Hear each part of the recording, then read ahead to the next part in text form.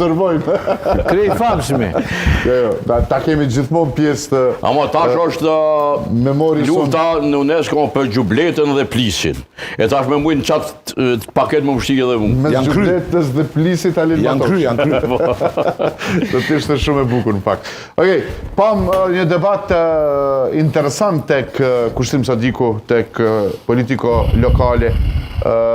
Ishin kandidatët për Obiliç, ishte kryetari aktual Xhafer Gashi nga Lidhja Demokratike e Kosovës, Mirsad Kelmendi nga Partia Demokratike e Kosovës, Ali Krasniqi nga AK, Shefkis Aliu nga Nisma dhe Halil Thaçi nga Lëvizja Vetëvendosje. I ndoqet edhe deklaratat kryesore të tyre, premtimet kryesore të tyre.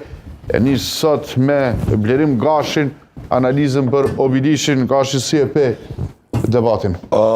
E pota problematike me përcjell jo për arsye që s'jam interesuar se kam pasion, po e pota problematike se qyre arben me kompetencën, me përgjithsinë, edhe me transparencën, po mbi gjitha me konsistencën që e ka Xhafer Gashi i Obiliçit, kryetari tanishëm, o pak përgjithsi se spaku nga performanca e Xhafer Gashit në debat, unë sot, nga këndvështimi jam objektiv, besoj, e shoh si fitues të pa kontestueshëm edhe ty në zgjedhjeve në nivel lokal.